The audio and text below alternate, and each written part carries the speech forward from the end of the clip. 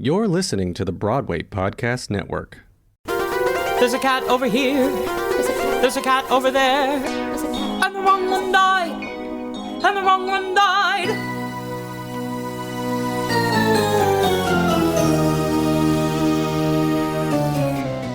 Welcome to The Wrong Cat Died, the podcast breakdown the catastrophe. I'm your host, Mike Abrams, and today we have another amazing guest. He was a swing on the 5th national tour, U.S. national tour of Cats in 2009. And you can currently see him in the Ensemble of SPAMALOT, which is a hilarious show I highly recommend seeing if you are in New York. So welcome, Michael Fatica, and thank you for joining me. My gosh, thank you for having me. I'm so excited to talk about cats. Cats and SPAMALOT, the duo I never thought, besides Maria, I didn't think we were going to get that deep into this, but I love that there's kittens all over the SPAMALOT crew here for you all. But let's start at the beginning. I always got to start at the beginning. So you saw this you went on in 2009. So I think right after school, you said, before we were chatting, but when was the first time you actually saw the show? I remember watching them. I have a very visceral memory of watching the filmed version, that original movie version that we all saw growing up in my loft in my hometown. I don't remember if it was high school or college, but it was definitely sometime in my teens. And I remember watching it about 30 minutes in, sort of taking a break to get some food, coming back, returning to it, being a bit confused by it. And I didn't experience the movement of it until I was in college. There was an alumni of my college. I went to Florida State University, and alumni had been on the national tour, I think in 2003, and they rolled through Florida. So he came and did a masterclass with us. Oh, cool. And he taught us a bit of the Jellicle Ball, and I loved the movement of it. So then my classmates and I all got together and watched it, possibly under the influence of some special beverages one might have in college. And we watched the whole thing and geeked out. And that's where my love for cats began. That probably made it so much better, is to watch it with a college influence. And, that's, I agree, because I didn't see it growing up. I didn't see it until I was after the show really started. I never watched it. And so hearing that a group got together, had a little rowdy Rocky Horror style show, which is what I thought the 2019 movie needed to turn into. But so you obviously didn't get to do it. You really are introduced to it, not like super young as a kid where it was like part of your dance class, but in this master class at Florida State. And then you right after college booked it. Yeah. So, a lot of times from Florida State, some students will fly up. I'm sure this is true for every college, but we would fly up to New York if there was an audition for a national tour, or something that might provide some longevity. And a few of us went for a weekend. I think we did the Hairspray National Tour and the Cats National Tour, probably April 2009. And I was luckily cast as a swing. So I swung for 4 roles, the kittens. This is for Mistopheles, for Mungo Jerry, Tumble Brutus, and Pouncival. I'm sure you've probably have talked about this a million times on the podcast, but the original version of casting the show, they will do like a swing will cover sort of the short people or the tall people or the older cats, the small cats. So I'm 5'6", so I'm slotted right into the sort of kitten swing. Okay.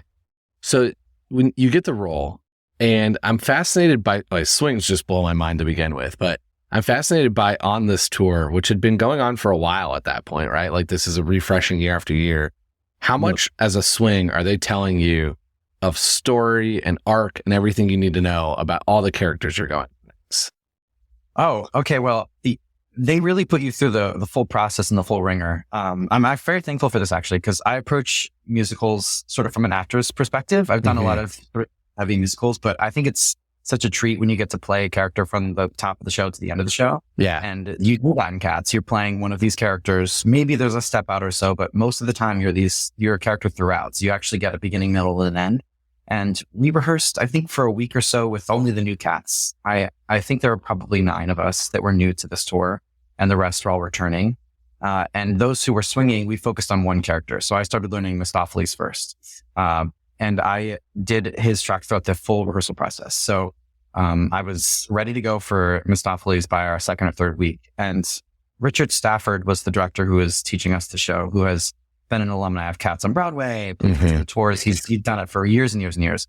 So we talk about all the interpersonal relationships between the cats. We'd start every day with felinity, which I don't know if you've spoken about yet, but it's essentially 30 minutes of crawling around on the floor doing cat improv. Just being a cat. Learning yeah, you kind of learn how your body moves as a cat, as a dancer, as an actor. He would do exercises, for instance, saying, if you're a cat who feels they have power in the tribe, stand up.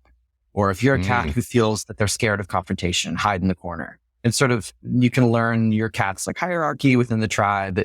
We really went right into the story of it all, which I think made it really special coming from college, because college actors are just immersed in like the art and learning and trying to like express themselves. It's not quite become a job yet in the sense of like, oh, I have to make money and have to do this. So for an experience right out of college, it felt so fresh and so exactly where my mind was.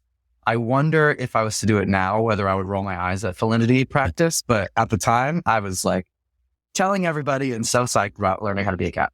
That's awesome. Yeah, I think like the idea of felinity is wild in itself. But then when you think about your job in general, it's not like, I want to say not the norm, because what job is the norm, but it's so different than a lot of people's work. And so to be able to say like, I'm going to go spend 30 minutes, an hour just learning how to be a cat, to then be able to go be a cat on stage for 2.5, 3 hours, is just not the world most people live in. But I think it's such a cool part of what you all do. So I want to hear a little bit about, you said that you started as Mistopheles, and you obviously have this like spoken truth of what we know is told to you by Richard or whoever, but then you have to kind of add to it. So do you remember what kind of conversations you and your 9 new cast members, or just the cast in general, had about adding to the backstories? Like what was told versus what did you add as an influence? That's a great question. I think for Mistopheles, we understand that he has magical powers in some way. And there's sort of magic that's glittered over the whole arc of the show. Obviously, you're invented with the fact that these cats can sing and speak and do all these things that cats can't normally do. So in terms of the magic of Mistopheles, they just sort of, they give you the premise that the fact that he can do special things, but they don't tell you how or why. So we definitely were speaking about like, okay, what do cats do normally that feel magical? Like when a cat can fall from a 2nd story floor and land on their feet, like that it doesn't feel like something that I as a human could do or can fathom how to twist my body in order to do that. So we did definitely play with like what kind of, where does the magic come from? How do you physicalize that? Like what, is it real magic? Are the cats just all like hyped up on themselves and they can't imagine it? I think most of the thing that we invented ourselves though were the relationships. Like, we know that Mistopheles and Skimbleshanks are sort of older and wiser cats, and they have a little bit of history with the club. But, I remember our Skimbleshanks and I were really close friends. So we would say like, okay, these two were born to the same corner, and we, went to the same alleyways to steal food, go to the same bodegas. We like maybe lived in a we all make up little stories with ourselves. But I think that what they gave us were the things on the paper in terms of who knows who and who knows, who's been attacked by who slept with who likes who.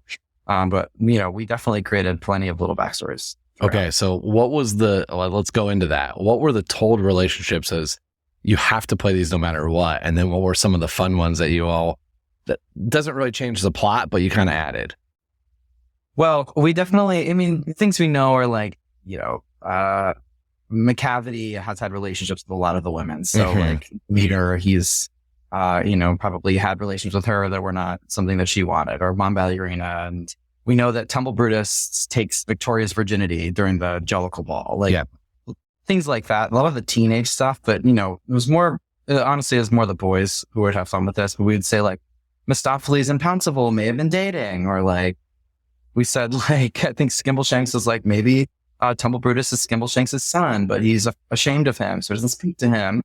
Wow. Okay. I think the little kitten girls were all pretended they were like the mean girls from like Regina George's gang. I think they had like Victoria and Syllabub and Rumpelteazer were like Katie and Regina. It's just like they were like a little girl clique that because they're together a lot in the show, so they would like act out against the other cats and stuff just to sort of do something funny. So I've heard some of those. I've definitely heard the Tumble Brutus and Skimbleshanks.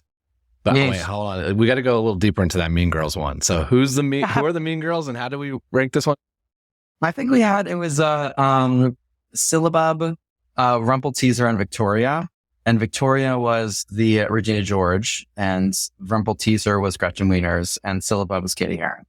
Okay, so I've got Syllabub is Katie, and then You said Victoria was Regina? Victoria was Regina George, yeah. Because she's secretly a mean girl. Yeah. Well, I mean, and then she has her turnaround. Yeah, redemption at the end. So that's kind of like her getting hit by the bus and then she comes back. Okay. And then you said Rumpelteazer is Gretchen. I have not heard that. Rumpelteazer is pretty annoying. Yeah.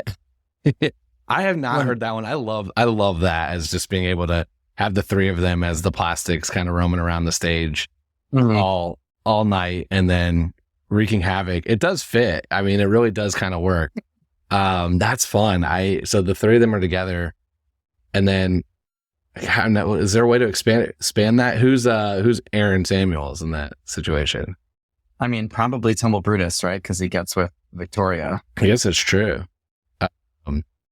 Okay, I've not thought Mean Girls through on this, but now I'm my head's spinning on the ways to cast cats as Mean Girls, because we're gonna cast cats in the Spamalot later. We're getting there eventually. Oh my god! So I think one thing that's interesting is I know you mentioned when we were chatting before that you actually only did a portion of the year, because usually, you know, the tour you do like a 1-year contract, but you only did a few months as a swing. So tell a little bit about what that scenario was like and how you kind of, I guess, really prepared for this role, but then also knowing it was a shorter contract than what most of these year-long tours would be. Yeah, so I had been cast in this national tour probably April 2029, or not 2029, I wish, 2009, as a youth. And then through my senior showcase that spring, I'd been cast as LeFou in the Beauty and the Beast national tour that was starting. This, you know, we have a joke in New York that every road leads back to either the Beauty and the Beast national tour or the Cats national tour, because everyone has done one of them. So there's like a network of people that have splayed throughout these shows. But I knew that was starting in January, and we started Cats rehearsals the end of August. So it was really only a few months. But it was such a cool time because we only did a month in the US. We did, I think, like a week in Chicago, a week in Orlando, maybe a week in New Orleans. Oh, and we did go to Reno because my wallet was stolen in Reno, and I'll never forget. And then we went to South and Central America. So we did like Colombia, Venezuela, Costa Rica, Panama. And then I left the week after we got back. And I didn't tell anybody because I didn't really understand the way it works yet. I didn't really know about when to put notice in. So I just completely kept my mouth shut until my 4 weeks before, when I could give my notice. And then I told everybody all at once. So I had this sort of dark secret looming. But because I knew it was a short amount of time, I feel like I took advantage of it. And as a swing, they were really lucky. We were really lucky that they swung us on early. So I had done Mistopheles the first week of the run. And then the second week of the run, I did Michael Jerry. So they really tossed us in. So I had performed all the roles multiple times. And, you know, the show is about a tribe, and it's about this sort of gang of cats in a really positive way. Actually, they bonded together and they're surviving. So our group that we did it with, first of all, there was probably, of the returnees, probably 8 or 9 of them had done it for years and loved the show. So they came in with this like real tribe mentality. So the cast was really close, and the cast was we also were secluded in South and Central America together. So we really had to bond together and move around as a group. So it really was a really tight knit group of people that were jumping into the show in sort of foreign language countries. And in terms of preparation, I didn't know what I was getting into. I'd never swung. And I didn't know a whole lot about the show aside from having watched the film. What do you remember of that viewing with your Florida Stating? I think we remember being really confused and not having a whole lot of idea of what the plot was about. But anytime someone got a solo, I do remember us assigning who we thought from our musical theater program would be best for these solos. And joking about those things. But the preparation for the show, I think really it was, I went in with just like as a sponge, like scared and confused and worried about what I was going to do. But because they taught us one track at a time, it was really not that overwhelming. And I now know that I have sort of a brain for swinging and I'm able to do it. But at the time I was just sort of like, who knows? It's a job. I'll do my best. And I think we were just so lucky that the group was so supportive and loved Cats so much that if you could really drink the Kool-Aid, and it was sort of welcomed by the group.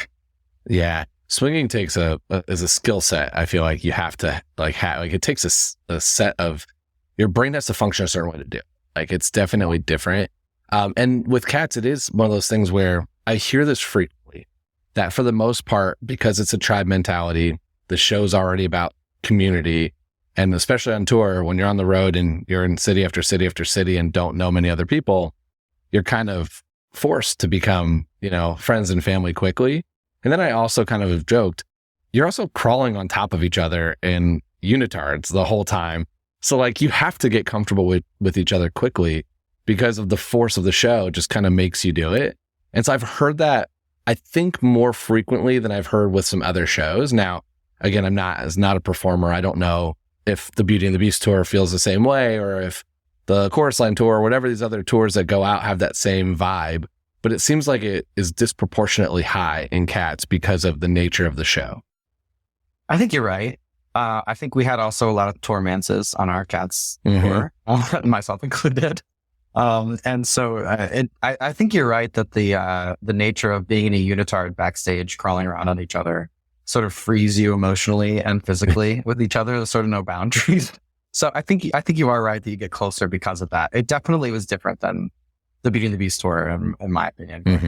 There was a real separation in terms of how comfortable we were with each other. Yeah.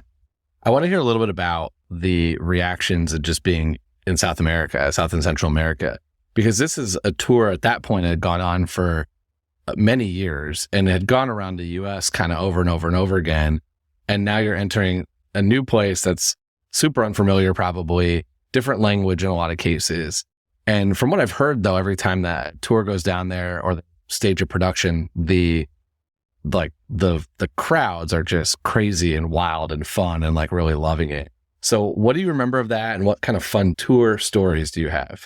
Well, I think you're right that Cats doesn't need to be viewed, I don't think, by English speaking audiences at all times, because to be quite honest, it's poetry. And unless you're someone who's familiar with it ahead of time, a lot of times you don't know what's going on either way. You're just sort of getting the emotion or the vibe from watching something. And it's sort of brilliantly choreographed in that way that you understand sort of what's happening without having to listen a lot of times. So it sort of reads well for foreign language audiences. And I also think in South Central America, a lot of those people do speak English. So they're come in with some sort of like a bit of background as to what they're saying, but it doesn't really matter. But people loved we were in like these sort of like arena type spaces. I think we had a theater in one of the cities. I can't remember which, but the other ones were sort of like they moved the basketball hoops and the bleachers and made like a space in the stage for us, which does happen a lot on these non-union tours. But that just means also there's a ton of people there. So I remember there just being huge crowds, and the downbeat of the music, people are screaming. There's probably more drinking than was going on in in Lancaster, Pennsylvania, if you go through, or something like a small U.S. city. But yeah, people were super receptive. There was opening night parties every time. There was red carpets. It was a whole to do anytime we would get to a city where it's not quite as that's not as popular in the U.S. city as you go to. A lot of times it's a subscription series that people are showing up because that's Wednesday and they have their tickets purchased months ago. So the people were really excited for the show to come when we were there. And the cities are, back in 2009, Venezuela was not super safe to visit. So we would like be kind of escorted from the theater to the hotel and back and forth by sort of people who were working for the company. I don't really actually remember where their connection. We would like get in a van to go places. If we were to get out of the hotel, we sort of had to be escorted. We had to go on like a sanctioned bike tour or something, because to just stroll around Venezuela was not really recommended at that time. So I remember getting there and feeling a little depressed by the situation and feeling just like overwhelmed by that first city. Although Caracas is absolutely beautiful. So you're in this place that's like incredibly beautiful to see, and then you feel a little like you can't explore as much as you want. But when we got to Colombia, we went to 2 cities in Colombia and then Costa Rica, it really became a little easier. So I remember spending every moment we could at a beach or at like a historical site or some sort of like museum tour. Like we really took advantage of these cities. And then the bonus is the swing is you can run around all day. And if you're not in the show that night, you can kind of rest at night. So sometimes you're like, okay, well, I'm not doing it tonight. So I'm going to take a 25-mile bike tour and then ice my legs all night at the show. And pray you don't get called in. Yeah. Yeah. That's really cool. Yeah, I mean, I was trying to think time wise about 2009 and the safety and all that with those different cities, but at the same time, just being internationally, like, it's not Tallahassee, it's not New York, like it's a different place to be able to really immerse yourself in culture and get to experience new things while you're again young. You have a different time, like your work is at night for the most part, so you have this like much more freedom during the day, as long as if you're on, you've got to be ready to go. But again, allows you to go to a museum or a historical site a little easier than if you're working 9 to 5 and then you've got to try to go after. So pretty cool to be able to do that. And then I can imagine the crowds were crazy. I've heard these arenas are there, but did you run into any issues or any fun scenarios if you did Green Eyes with that much drinking in that big of a place? We had some rules for Green Eyes. I remember that, you know, in the US, you can get up in people's faces. I remember I used to like take people's purses and then give them back and like, you know, just sort of be playful with these people.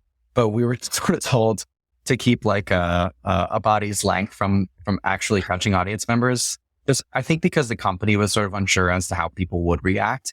But I have to say, I feel like it was the opposite. We would show up with those Green Eyes and people would stand up and clap for us. They would like want to dance with us because they thought it was sort of like an immersive party.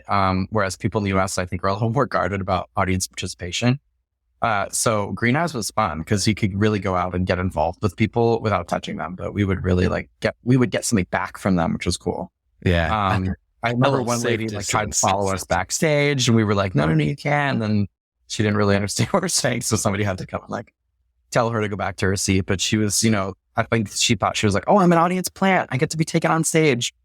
But we couldn't really communicate that to her. But it was, I felt like they were really receptive to those kind of things. Yeah. We also had recitals over the show. So it was being broadcast to them in whatever language. Was spoken. It was all back there, but yeah, it was all super titled, so they could read what was going on as well.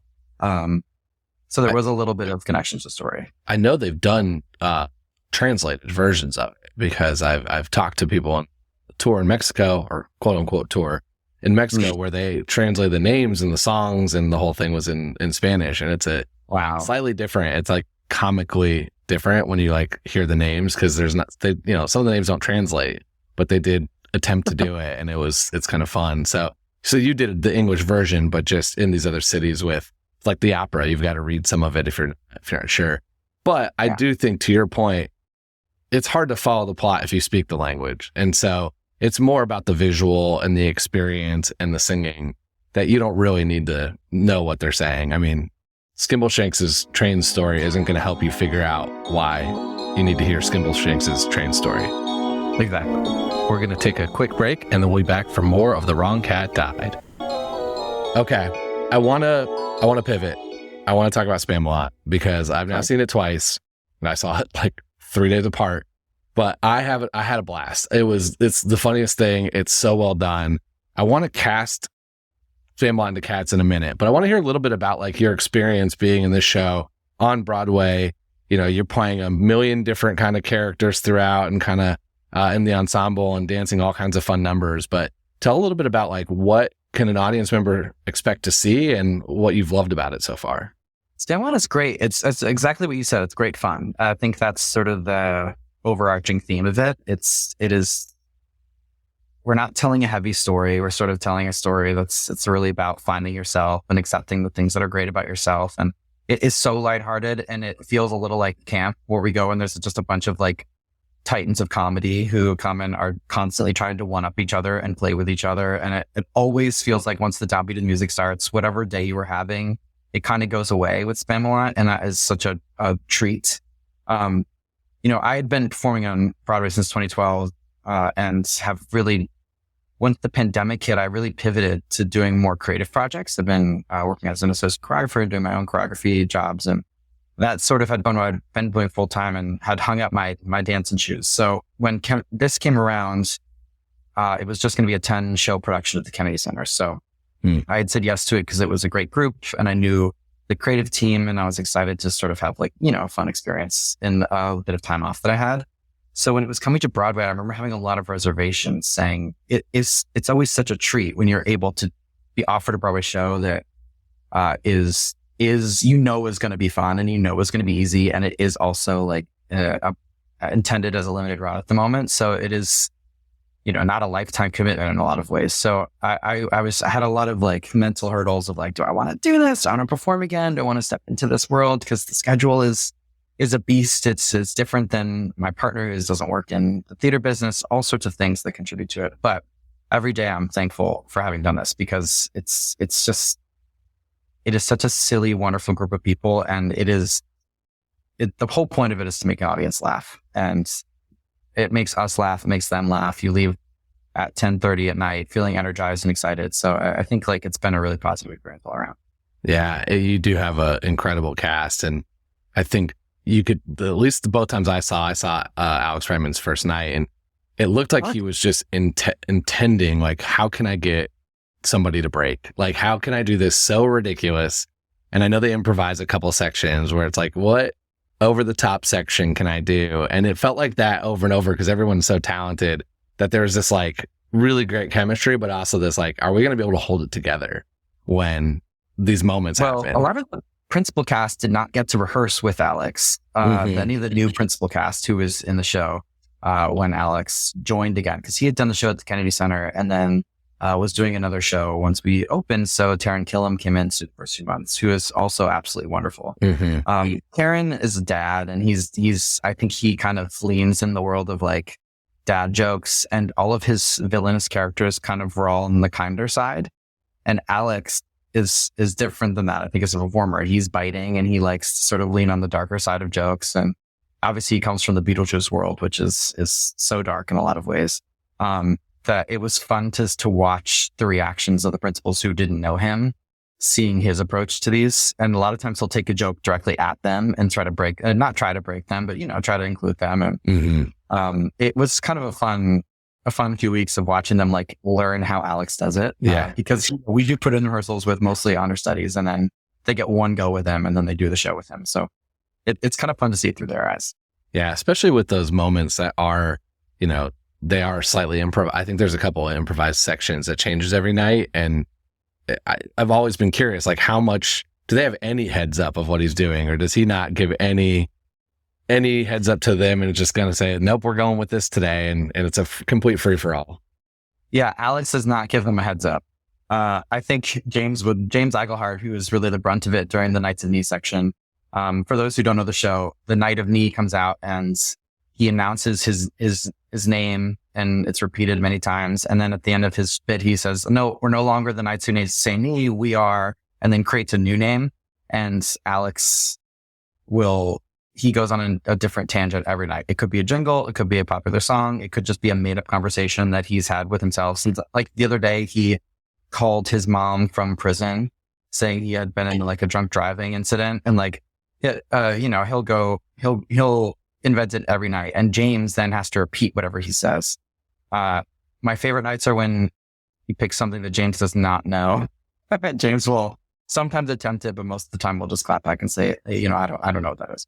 The other day, Alex did the Caltine bar speech from Mean Girls, because Jonathan Bennett has not joined the show, who is the original Aaron Samuels from Mean Girls. So he does the whole conversation with Regina and Katie saying like, oh, why are you eating a Caltine bar? I gained weight through that. And James then had to admit that he'd never seen the movie on stage with Aaron Samuel. That's so no, great. There's not a lot of heads up given. Same with Leslie Kritzer. She has this section during Nights of the Round Table where she has kind of no holds bar. She can do whatever she wants. There are some mile markers for the musicians to know when she's going to start singing again, but most of it it's just a treat for us to get to watch every night and see what she's going to do. She's nearly called into the pit a few times this past week, so she's really getting crazy. I was going to say, I think she sang Britney Spears when I saw that section. And then the two times I saw Alex did Hey Jude and on his first night, and I loved because he stopped and was like, no, you didn't finish, when James Michael didn't actually get to the point. And then I think he did the 1-800 Cars for Kids jingle the second time I was there. So it's pretty fun I can only imagine him thinking these things up as he's getting ready to go. Well, Alex Brightman is a well of creativity. There is never an end for him in terms of what he's going to pull out of the bag. Same for a lot of these people. but specifically in that section, I feel like he'll never repeat. He's like, he is just, there's always something in that strange little brain of his to pull out. I love it. All right, let's cast the SPAMALOT cast into Cat. So I've thought a little bit about this. I did not give you a heads up that this was coming. So we're going to do this on the fly. So let's start with King Arthur. So who would you think which cat would be King Arthur? I mean, I think he's probably he's like a healthy mixture of Old Deuteronomy and Monkestrap, right? Like he's the king. He's got this reverence that we all respect of his, but he's a little bit more, I feel like he's more of an active leader maybe than Old Deuteronomy, but I guess if I had to pick one, I'd say Old Deut. So that's who I picked because I do have Monkestrap as another choice. Okay. So I did have him as Old Deut. Felt kind of right. That one was one of the easier ones, I think. Sir Robin. Sir Robin. Okay. Well, he's scared of everything. So maybe he's Demeter? That's exactly what I wrote. I was like, we gotta ditch genders here and just go because they're cats. Right. Like, who's skittish? Who's scared of everything? And I wrote down Demeter. Okay, we're on the same page so far. Sir Lancelot. I mean, is that Monkestrap? Probably. That's not who I had. I have Monkestrap later, coming soon, and I think you'll get it right when I say it too. You'll recognize why. Okay. Well, he has a long journey, right? So he joins as a knight. He's like overly brave. He's overly like cocky, and then at the end of the day, we learn that he's gay. So maybe that's. You just described exactly the cat I wrote down for that exact reason. Skimbleshanks? I wrote down Tugger. Roten Tugger. Oh, you're right. That is Roten Tugger. You're right. Overconfident, super cocky, very fluid. I think you find out. So that I had it as Tugger. I was waiting for the end where he comes out to be, Mistopheles was there for him and ready. That one seemed obvious to me, so I'm glad that we're here. Lady of the Lake. I feel like she is Grisabella, but in the time between when she left the tribe and before she got old and grizzly and came back, when she was in her heyday. Yeah, that's why I had Grisabella, belts it out, but earlier, like not what we see in the ball. Yeah. This one was hard. Patsy. I'd say maybe he could be a little Gus the Theater Cat because he's a little bit of an Eeyore. But maybe I actually feel like he's probably Skimbleshanks. And I say this because he's everybody's bud. He's always hyping up Old Deut. He's always there for him. And like, I feel like we always joke that Skimbleshanks is like the uncle cat. Yeah. So maybe I would say Skimble. What do you think? I had Joey Lorem just because I kept thinking if you're taking care of Gus, you're kind of that caretaker. Yeah. Patsy's kind of always there, really taking care of everything. So that was kind of the one where I was like, that was my rationale, but I do see the Skimbleshanks combination here for that. Okay. I see yours as well. Okay. Historian. The historian plays like a billion characters, but I picked it based on the historian aspect of the show. Okay. Well, the historian himself, I would say then, actually, I take my former answer, he would be Skimbleshanks for me. I just said everybody's been Skimbleshanks. I had this as Monkestrap. This is my narrator who's telling everything that's going on. So this is where I stuck Monkestrap instead of for King Arthur. I'm really taking his full arc of his track though, and I'd say Mistopheles because he does he could be any character. He's a bit of a shapeshifter. Like I'm looking at the whole thing because he does play 9 characters throughout.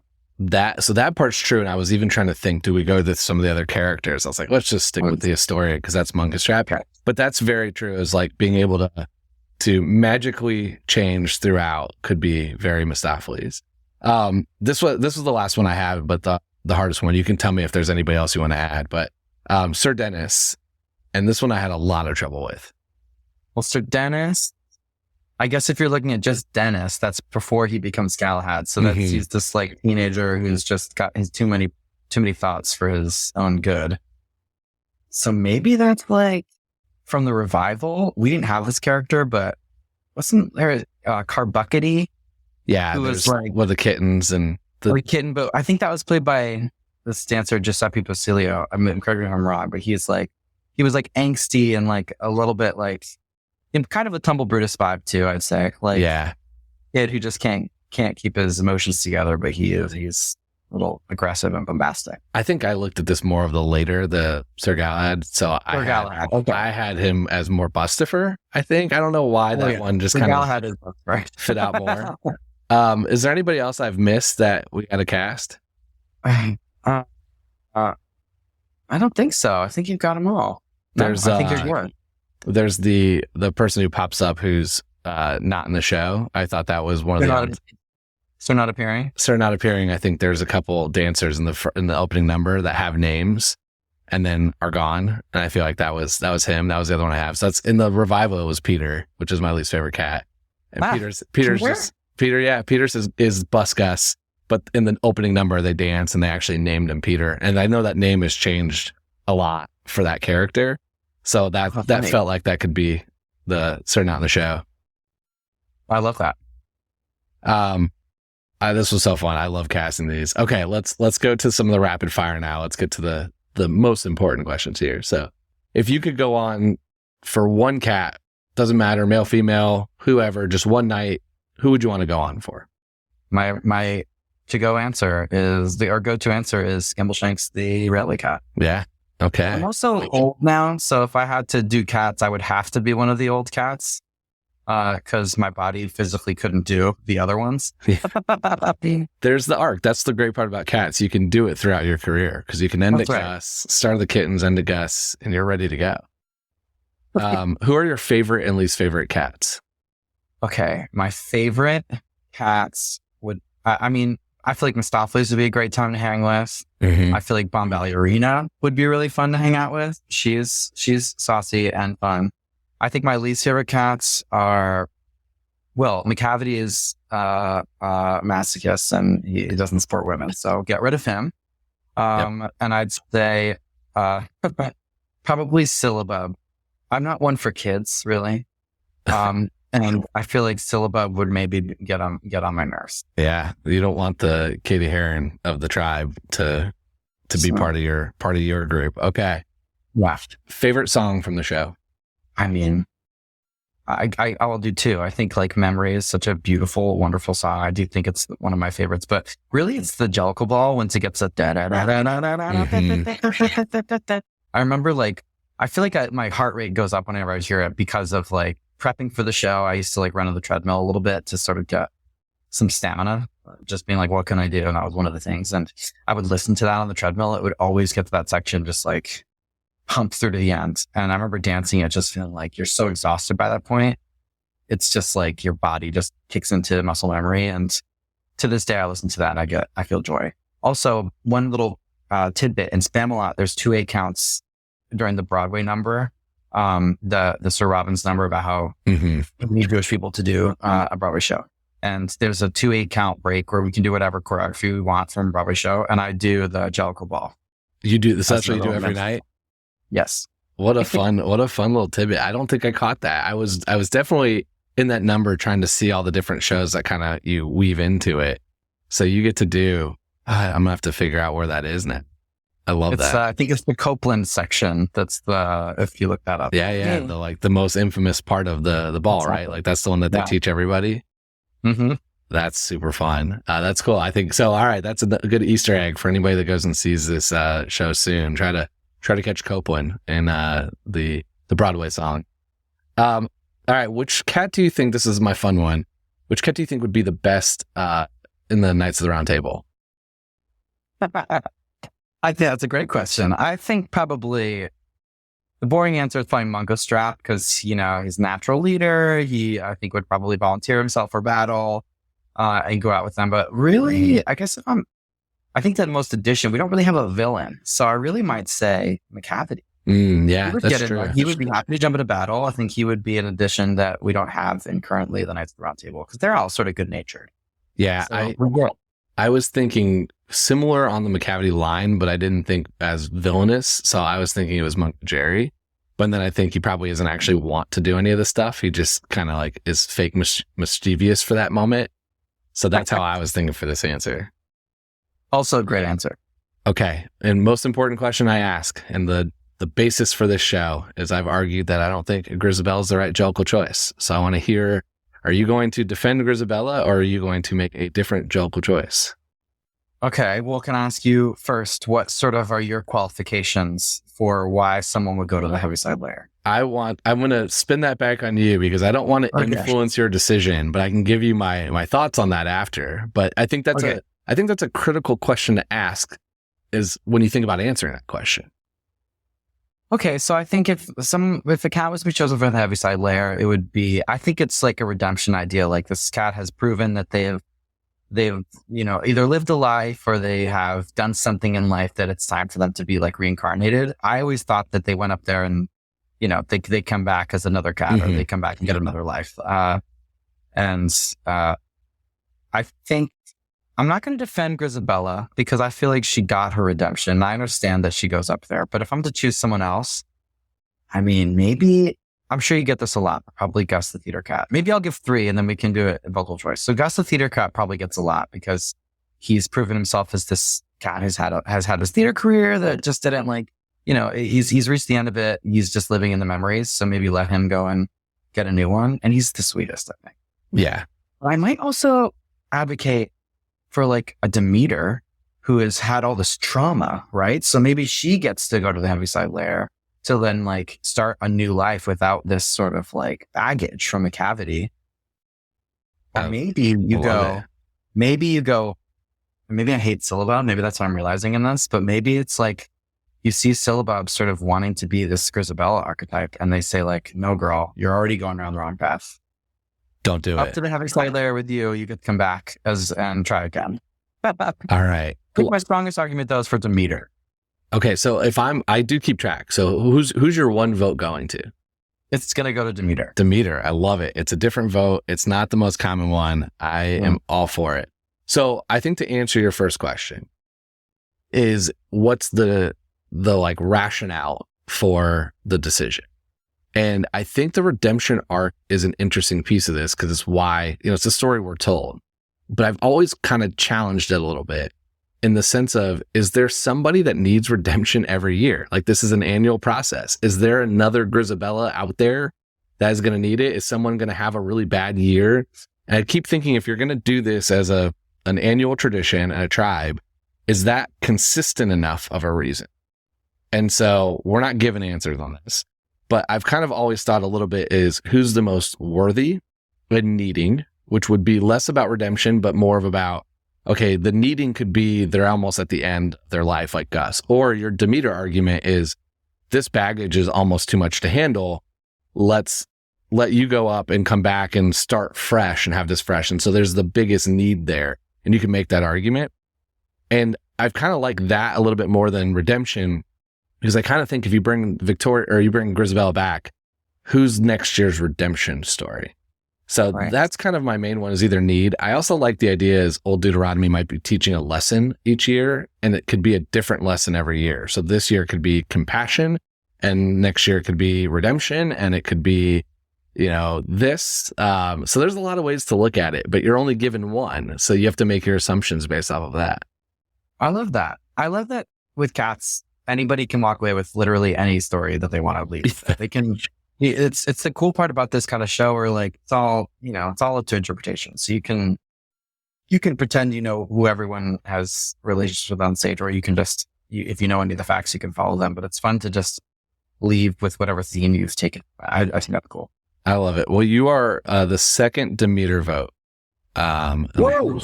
I'm just going to quickly check here because I'm pretty sure the first Demeter vote was from a Demeter, which is very common for me to get votes for somebody separate. And it's like, oh, no way. No, it was not. I take that back. It was from Jenny Anydots who voted for Demeter. It was Eloise Kropp has Demeter as their choice. Eloise Kropp was in SPAMALOT at the Kennedy Center. So we are also in the Spam Tam together. Did you all talk about this? And this is how this has happened? Okay. I'm here for any non-Grisabella vote. My goal is to have her not be leading and enough people to eventually get a different version of the show produced. Hey, let's start talking to producers tomorrow. That's my goal. My goal, again, I'm going to say it every time to end these episodes, just so if I say it enough, I'm hoping I can manifest it into reality. But I want an Edwin Drew style regional production. I want an audience vote and a different cat every night based on who brought it that night. or whatever the crowd interprets as their old Deuteronomy decision. And it's totally possible. And we have to write the remix of Memory for a Read Over Cat's style. I don't think you have to, because I think you can still get all the way to Memory. And then when you have the receiving line, you just pause, because she can still have the redemption arc, bring her back, and just welcome her to the family. She doesn't have to be the choice at that point. She can just be welcomed back, and you can still have the same story. But then at that point, then you turn to the audience and say, who should go to? Now, I think Grisabella will still get a good amount of votes, because an audience is going to have just heard Memory. Someone's going to have just belted Memory beautifully, I'm sure. And so there is that lasting impression. But I do treat this like an X Factor or American Idol. And yeah, the person who ends the show usually does well, but someone might have brought it in the third or fourth spot too. Or their family and friends just might be in the crowd that night. And so they're going to get the vote. And I want that to happen. And it's totally possible. We have the technology. We can strap a different person each night onto that. It's doable. I just need somebody to buy into the reimagined Cats. Well, I cannot wait to see your version of Cats. Yeah. I can't do anything else to produce it. I couldn't tell you what Copeland looks like. I've heard the name. I couldn't help anybody cast it. I couldn't sing it, but I have that one part. I can help figure out that one piece. That's great. Well, this has been super fun. How can people stay in touch with you, keep up with all the stuff you're doing? You can find me on Instagram at Michael Fatica. That's Michael, F as in Frank, Atica. I'm the most active there, so I'd say find me there. Awesome. And we'll link to how to go see SPAMALOT. If you're in the city in New York, definitely go see it. It is an absolute blast of a time. And now you know which cat is which character, so you're going to be ready to go. And we have an Easter egg to go find that 8 count of Copeland during the Broadway song. You're gonna have to go find that now. I'm gonna have to come back to see it just to see that moment. We'll just get everyone in the show who knows cats to do something for you. Try to get if I come back, I want you to get Alex too to do a Cats themed improv for that for one night. Great. We're gonna make it. I love it. This has been so fun. So thank you for being an amazing guest. Thank you for having me. And thanks everyone else for listening to this episode of The Wrong Cat Died, the podcast breakdown of the catastrophe. To follow along, you can subscribe on Apple Podcasts, Spotify, or anywhere else as a podcast. Follow us on Twitter, Instagram, TikTok, and Threads at The Wrong Cat Died, or check out our website, thewrongcatdied.com.